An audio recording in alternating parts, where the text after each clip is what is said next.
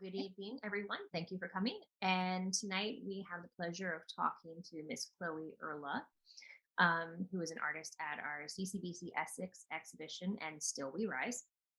So Chloe said she would just like to jump into the questions. So I've got a few prepared that are from Emily, our curator, who unfortunately has laryngitis. So I'm going to be her voice for the evening. And so I'll go ahead and just start asking. And if any of the audience want to pop in with any other questions, just type them in the chat and we'll go ahead and ask them from there. Okay. So let me just pull these up real quick.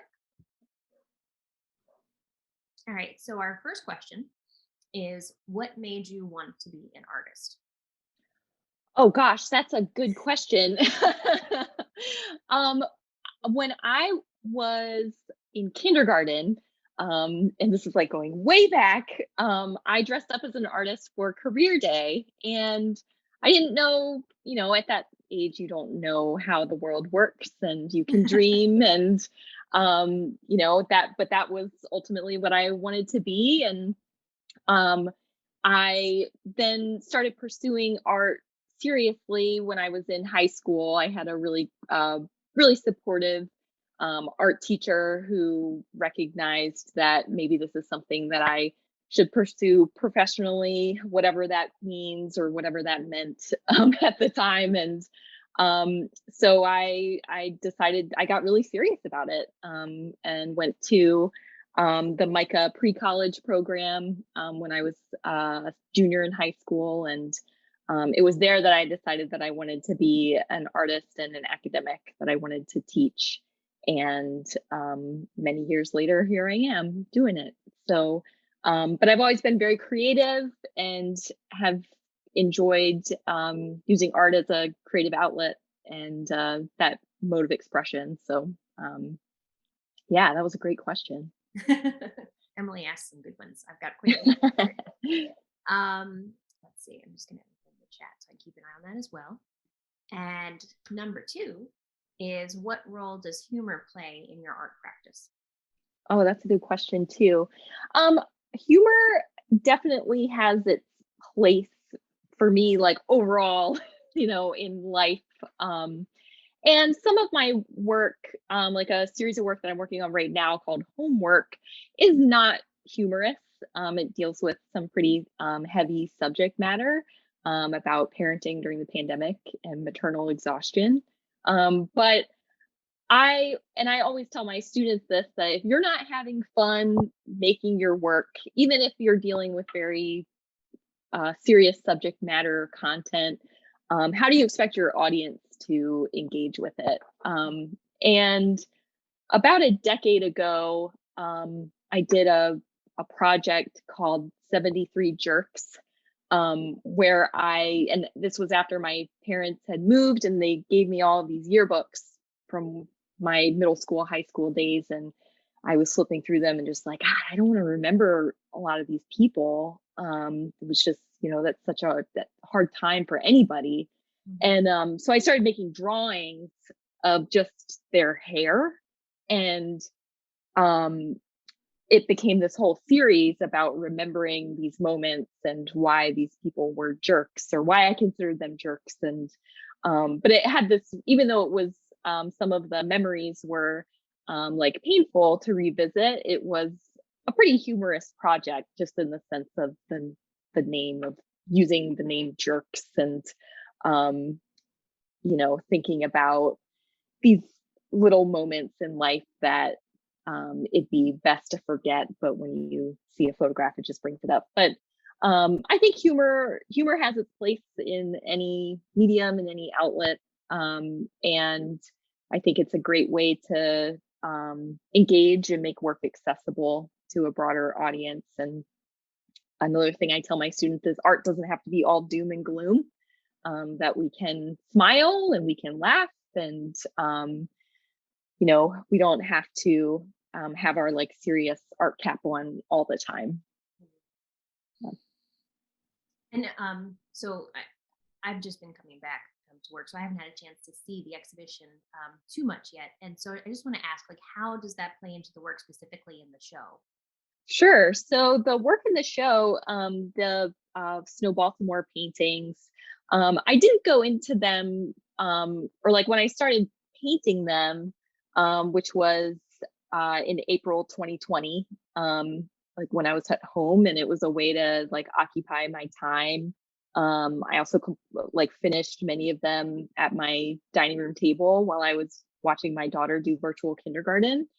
So at the time, I wasn't thinking about them as like being humorous in any way, but looking at the source photographs that I was using, these photographs that I had taken of these closed snowball stands, you do notice the typography and the signage and some of the care that really goes into these snowball stands. And I think too, whether you're disciplined or undisciplined as an artist, like looking at some of these signs and seeing how the architecture of the space, and imagining like there are 4 people working that snowball stand and it's teeny tiny, like, and they're in there all the time together. There is a sense of humor about it.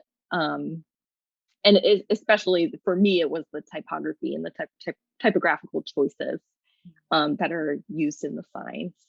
Yeah. All right, thank you. Welcome. Let's see. So the third question we have here, besides my little addition there, was, do you often focus on local places and issues in your work? I do. Yeah. I do in many different projects. So whether that's focusing on like something as like intimate as like bedrooms or like spaces that I've lived in. But over the years, I've made work about living in rural Maine, which I lived in rural Maine for a year. And it had a really profound impact on, not on my life, but my artwork, just in the sense of like being in a totally new place and noticing new things and comparing how life up there is different from what I was used to and where I grew up. And you get this great sense of local color. And it, for me, that was very inspiring. And when I first started the Snow Baltimore project in 2016, it originally started as just a zine, a photo zine, and going to document all of these snowball stands was a way to get to know the greater Baltimore metro region. Snowballs were always something that I looked forward to in the summer when I would visit my grandparents in Baltimore, because my mom is from Baltimore and I grew up in Virginia. So we didn't have that. And so when I would come up, it was like, all right, let's get some crabs and some snowballs. And so it's this great way to like embrace the culture. And with Snow Baltimore in particular, it's about really celebrating that, and celebrating the entrepreneurs too who own these places and keep them going year after year. And so I think that embrace of locality and space and place is a huge part of my practice.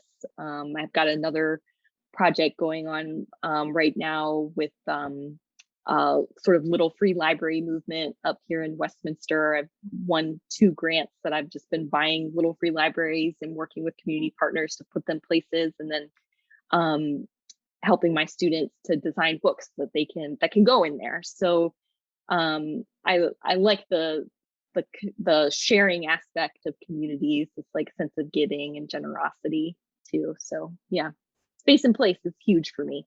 That's so cool. Thank you. Tiny bit of an aside. So where are those free libraries going up at? Sure. So far, there are 4, or there are going to be 6. So one is at a family fitness center in Westminster that's kind of like owned by the city, right by a park. I worked with our Parks and Recreation director to sort of see like where do you think there would be the highest need, and like get the most traffic. There's another one at a place called Local Homestead, which has this big kind of farmers market, like year-round farm stand. Another one will be going at the Carroll Arts Center, which is in downtown Westminster. And there's another one at McDaniel now and at an elementary school. And then two more will be going at another community park and the community pool. So it's been great to see them being used and to also to be able to populate them with student work. Yeah, Cool. I'll have to yeah. stop. I actually just moved to Westminster this No summer. way. Yeah. So, well, actually, I Wow. was living here during the pandemic. We were renting, and so, but Okay. now we're living in our home. Nice. Yeah, so we lived not far from the Carroll Arts Center for a while, and now Very we're like cool. kind of like at the conjunction of Hampstead, Westminster, and Manchester, I guess. Okay. Very Um, nice. so cool. Oh, so I have to just try and find Gotta something. check them out. Awesome. Oh, hey, neat. Sweet. Okay, so my next question we have from Emily is: you use a lot of different media in your practice. What are some pros of that, and what are some cons? Sure. So I I don't see, I guess, like, right off the bat, like, I don't see it as being a con other than, um, I sort of market myself as a generalist, and that's the way that I was sort of, brought up through like my studies and everything, as Mhm. being this like interdisciplinary maker. Um, and I would say the pro is that I know how to do a lot of different things. I have a lot of different skills, and I always feel like I'm kind of wearing this backpack, like invisible backpack of like skill sets. And like depending on whatever idea that I have, I'm like, okay, what can I pull out and use? Like what would work best for this? Or what do I need to learn to make this work better? Because that's something too that I'm always trying to like learn new things and not just to make work that's like, look at this 3D model I made. It's like, no, I used this because it informs this idea in Mhm. some way. Um, and I guess a con to that, um, I would say is just it, unless you know, are marketing yourself as a generalist, it can be difficult to find a job. Mhm. If it's like, we want a very specialized person who knows like the ins and outs of all kinds of printmaking. That's something that like I wouldn't have. But that's okay, and I'm okay with that. Um, but yeah, it's I like having all of these different options. And then also always being open to try new things Mhm. and see what'll stick. And some things just don't stick. And it's okay too. Yes. Yeah. Cool. That's interesting. Yeah. One thing that I find when I'm doing my own work is that same thing. Like I remember starting out very much as a painter. I'm going to paint. Hmm. My MFA was in, and then I got out and honestly doing the work that I do now. I think if I hadn't started doing the gallery stuff, I wouldn't have been as open to doing Right. multiple different types of things. And Yeah. it is a lot of fun just to see like throw something at the wall and like, does it slide down? Yeah. Does it stick? Does it do something in between and go, well, it could work this way, it could work that way. Right. So that's really fun. I love Yeah. seeing that because like sometimes our students in particular, we don't want them to get stuck in the idea that this is the Yeah. only thing I can do. Right. Um, so Yeah, and even the way that I teach like digital art and graphic design classes, like students tend to come in with this very limited view of graphic design, especially being like posters, brochures, and it's like, no, you can like this is a multidisciplinary field, and the more that you know about, the better, in terms of how you're going to communicate. mhm, So yeah, I mean, um I think that sort of like, especially like what I started out at art school before I transferred to McDaniel, mhm, where I currently teach. And there was this pressure the first year and a half of art school of like, okay, you gotta declare, are you gonna be, you should be a painting major, you should be a printmaking major, you should be a mhm. sculpture major. And I was always like, but I want to do all of it. But then it was like, well, don't do general fine arts because, you know, then you won't be a specialist. Um, so I think it all just depends on like what you're into and what you want to do, and everybody's different. But for me, being a generalist has worked. Yeah. All right. Let's see. So next question is, how often is your work interactive with the audience? And what do you like about those instances?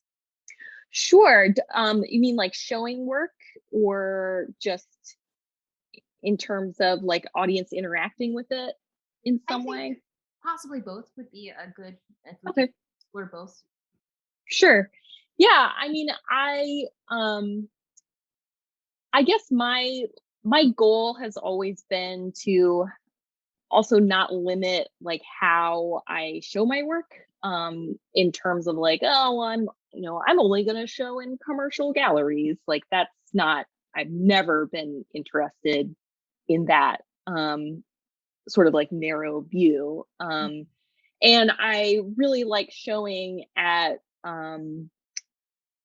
academic institutions like CCBC. I like showing at nonprofits because you get a broad range of people that come in. Mhm. And so for me, I never know, like when I'm showing at I had a show at the Montpelier Art Center a couple years ago in Laurel. And I think going into a show and putting the work up and you never really know how it's going to be received and whatever, and you just hope for the best. And it's just a pleasure. But there, this work that I was doing about my daughter's first year of life, this woman contacted me who was the head of like uh basically like labor and delivery of like a nurses association.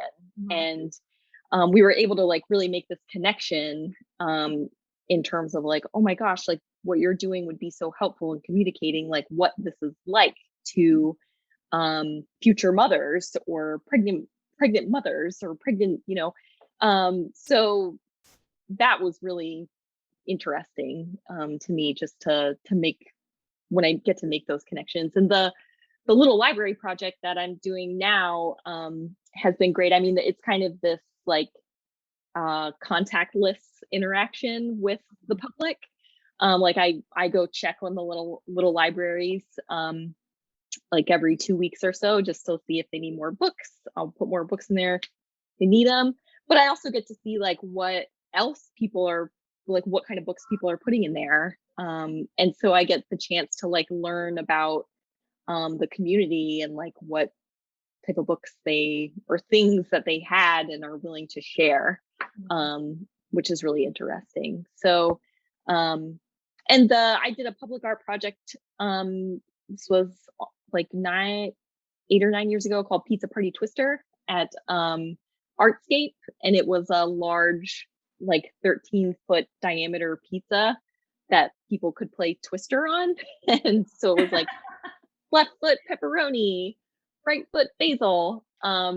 And that was a lot of fun and a great experience just in terms of like putting a public art game on when Mhm. thousands of people are there and like walking through it. And it was this whole like just special experience just to see like how the public would receive something like that um at something like Artscape. So yeah, I sort of always embrace whatever interaction or feedback that I can get with the public.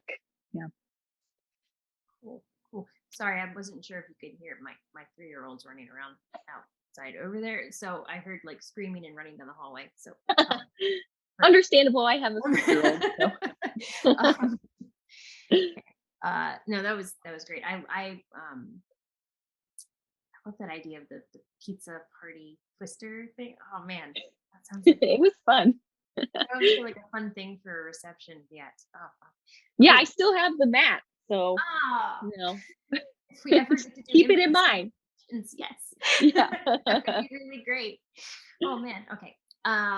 Let's see. So the last question I have from Emily, and then I'll open it up for anyone who wants to Okay. ask. So this question is, and it's a little longer. We've had people come into the gallery often and explain excitedly when they see a snowball stand that they've been to and start telling their friends about the place. It's been very heartwarming to hear. So, is that one of the reactions you were hoping to inspire in the audience? Totally. I mean, I think that's part of like this special place of Mm. Snow Baltimore. And that's something that through my doing this project, in addition to the paintings, I've been, it started out as a zine with the photographs of the stands closed. And then I would go back to the stands when they were open, Mhm. order a snowball, document that, and sort of like just absorb myself in the experience of being there. And some stands have, like Walter Gardens in like Hamilton, Lauraville, has a really great outdoor seating area that's kind of communal, and you can, when you sit down, someone's going to talk to you. Some people might not like that, but I liked it. But I think that's definitely um, something like one of the most exciting, like unique things about these snowball stands is the following. Like the Elizabeth and Ziggy stand, that I mean that's my favorite snowball stand. Mhm. It's in Parkville, and it is. I mean, it has had a following for like decades. And there were times that we would wait for like 45 minutes or more in line while for snowballs, like when it's like 95 degrees. And people are like willing to do that. And in the meantime, you're talking to each other in line. And this is all like pre-pandemic, of course. But one thing I liked, especially about and remember about Elizabeth and Ziggy's and like going there, um, was you would interact with other regulars who would explain to you like why they got the flavor that they got, or describing the ice as freshly fallen snow, and just sharing their own memories of like, oh, when my daughter was 2, I used to walk with her stroller up here. Like that's really special, to be able to share that. And so that's why I wanted to compile the photographs plus this sort of like, these observations into a book. So I have a Snow Baltimore book, that sort of gives a sense of what the going to the stand is like. Um, do they take cards? What's the most exciting flavor? So it's both informational, but also like, um, this is just a sense of what it's like there. Yeah, That's super cool. thank It's you. great, like when the audience can really engage with the work like that. Yeah, yeah. And even those who have never had a snowball, like I sometimes will have a student who sees like a, photograph of a snowball in my office or something, and they're like, "Oh, I've never had one." And I can be like, "Oh, well, you need to go to, this, like, go to Legacy Ice, or like go to Todd's." Like I can sort of like give them recommendations based on that, or give them a sticker. Like I have Snow Baltimore stickers, just to like kind of get them interested. And that's special. It's Hmm. sharing an important part of the local culture.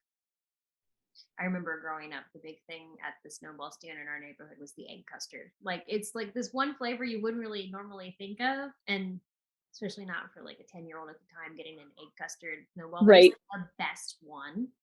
Uh, right. so yeah, it's definitely a local, like Yeah, yeah. yeah, honestly, I didn't realize that, because I grew up in Baltimore. I only went away to go to college for a while and then came back. I Okay. didn't realize it was just a Baltimore thing, like for Yeah, it's religious. also in New Orleans. Like I Okay. think that New Orleans tries to stake a claim as like the start of snowball stands, or Mhm. but there is this whole kind of history about what snowballs are, and why it was easy for people to sell like shaved ice and sugary syrup, and um with the addition of marshmallow, and now like all the different toppings. And it's also interesting to compare to the like older stands like Elizabeth and Ziggy's or Walter Gardens to like some of the newer ones, with like possibly younger entrepreneurs who, go all out with the toppings and like have crazy flavors. And, um, maybe the snowballs are like way more expensive than some of the older places. But I think that's interesting too, to see this sort of like evolution. Yeah, I could talk about snowballs for hours. That's good. Me too, actually. Cool. Cool. So let me see. We do have we have a question here Okay. from the audience. So this is from Jessica. Can you talk more about your project that focused on being a parent, and also how your art practice fits in with being a mother? Sure, great question. So I have this was uh 2015, 2016. So in 2016, I started doing a project called that I called Year One. And I should preface this by saying that like my dad was a corporate accountant and instilled in me at a very early age to like keep track of things. Mm, So I've had this like proclivity for like self-tracking. Um, and so when my daughter was born in January 2015, um, the like nurses in the hospital like gave us a little pad of paper and a pencil and were like, you got to keep track of the times that you feed her and that you change her because you're going to be so tired, you're going to forget.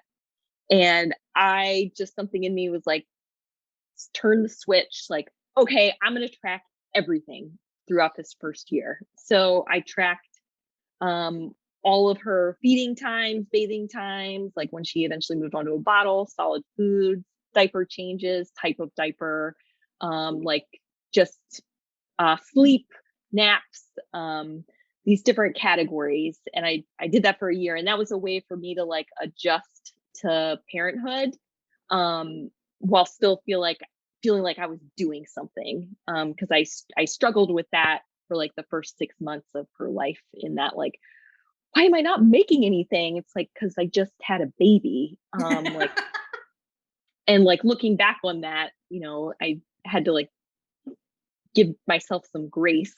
But once we got to a point where she was napping regularly, sleeping, and I started to have more time, that's when I was like, okay, how can I use all this information?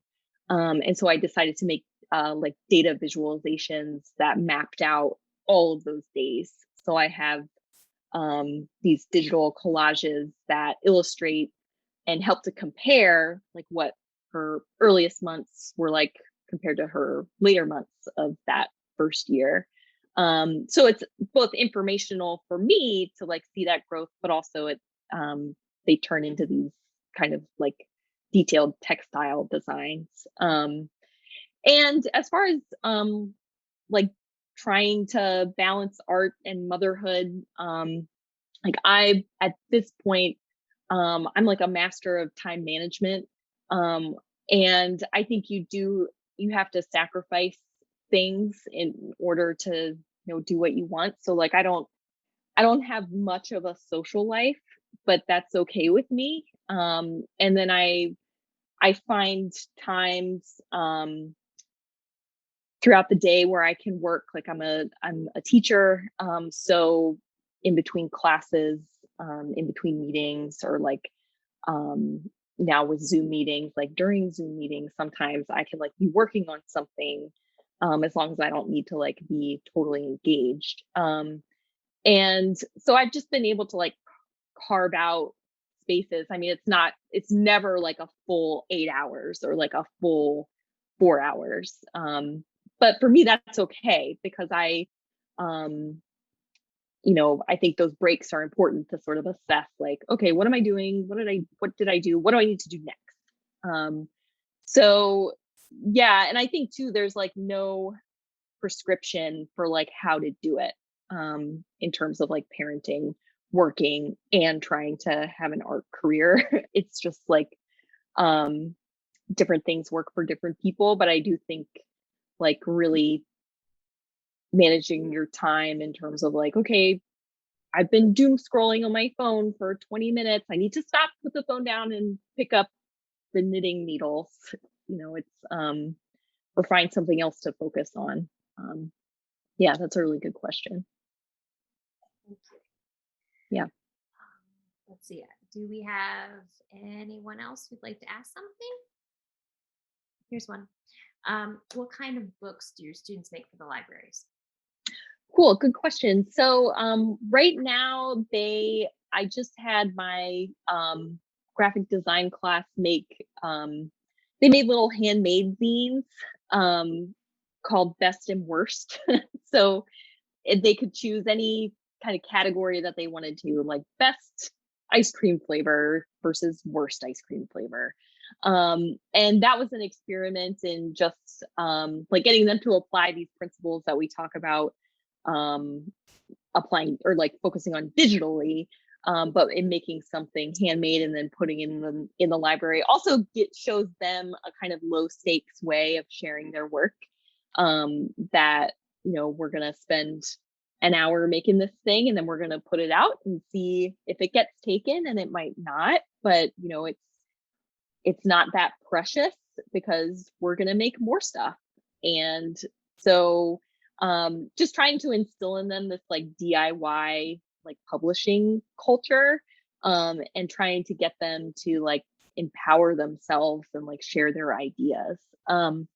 Next semester, when I teach graphic design 2, they are going to be specifically making like a book or something like other products, designing products that could be shared through the libraries.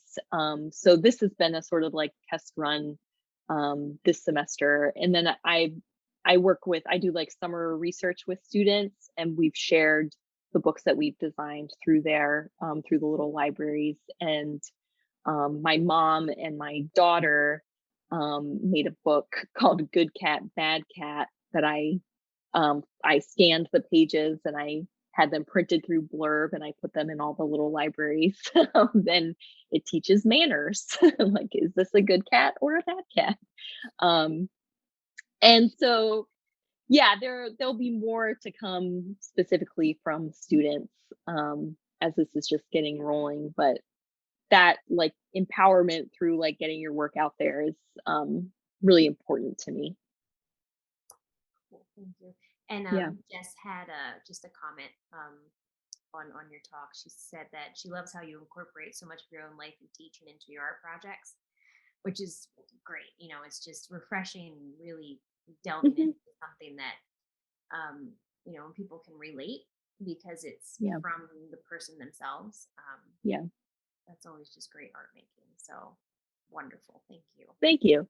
Yeah, I mean, I think it's important um, to like come from an authentic place. I think that's what our students are trying to find, and we try to cultivate in them, like to like really celebrate their authentic selves and use art as a way to express that, rather than like being like, no, you must do this or your work must be about that. Like that's going to repress more than help to express. Yeah, so it's important to be authentic. And I think that is where we're going to go ahead and wrap up. So Sounds good. I just want to thank you so much for doing the talk and for being a part of the exhibition.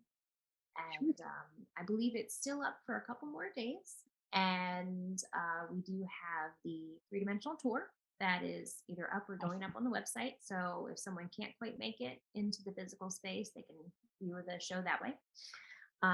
So once again, thank you so much. And for everyone who came, thank you so much for coming and listening and asking your questions.